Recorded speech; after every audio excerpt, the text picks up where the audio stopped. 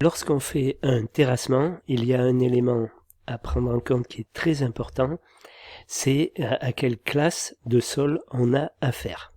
Donc il existe la classification des terrains, classification des sols, c'est ce que l'on va voir maintenant. Donc, première classe, la classe A, c'est ce qu'on appelle le terrain ordinaire, la terre végétale. Voilà, donc ça ne force pas, j'allais dire, les engins de terrassement ou éventuellement le terrassement manuel, qui peut se faire pour une toute petite quantité. Donc, ce sont aussi des remblais de formation récentes, ou des sables, voilà, tout ça c'est du terrain de classe A. Ensuite, bien sûr, celui de classe B, donc là on arrive sur un terrain un petit peu plus dur, terrain argileux, caillouteux ou pierreux, mais non compact, un petit peu comme ce que l'on voit sur la photo. Bon, les tufs font partie des terrains de classe B, les marnes fragmentés, en Île-de-France par exemple, les sables agglomérés par liant argileux, enfin voilà, c'est toujours un petit peu le même type de sol, les gravois et les remblais de gravois quand on travaille sur un terrain qui a déjà été remblayé au préalable. Ça, c'est du terrain de classe B.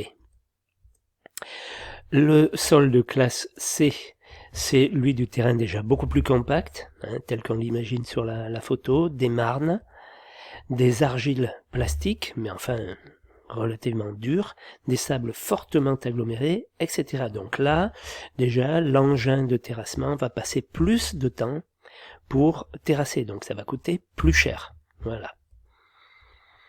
Le classe D, c'est de la roche, moyennement dure, des calcaires, des meulières, des gypses en bande de faible épaisseur. Voilà, on est sur du terrain encore plus dur, donc encore plus long à travailler, à excaver, donc qui va coûter encore plus cher à terrasser.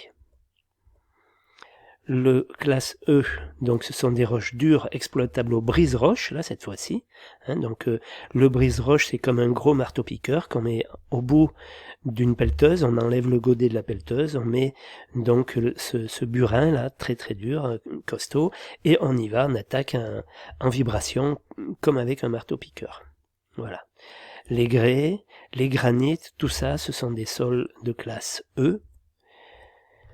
Classe F, donc ce sont des roches nécessitant l'emploi d'explosifs, là, carrément.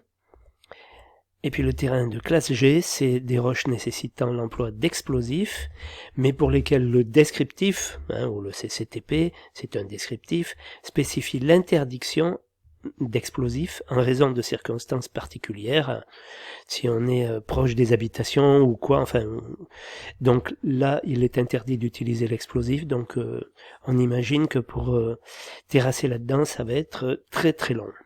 Voilà, donc en fait tout ça est lié au temps passé.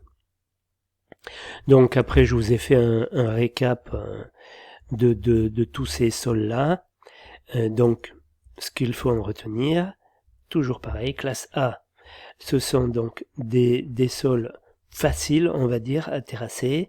Classe B, moins facile à terrasser. Classe C, ça commence à être un petit peu plus compliqué, même si c'est pas quand même encore insurmontable. Voilà. Ensuite, donc, on a les terrains qui sont beaucoup plus difficiles à terrasser. Donc, le classe D, roche moyennement dure, donc là déjà, on va y passer plus de temps.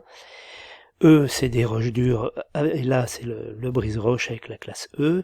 Classe F, l'explosif. Classe G, interdiction d'utiliser l'explosif, même si ce sont des roches de classe F, voilà, mais sur lesquelles on ne peut pas utiliser l'explosif.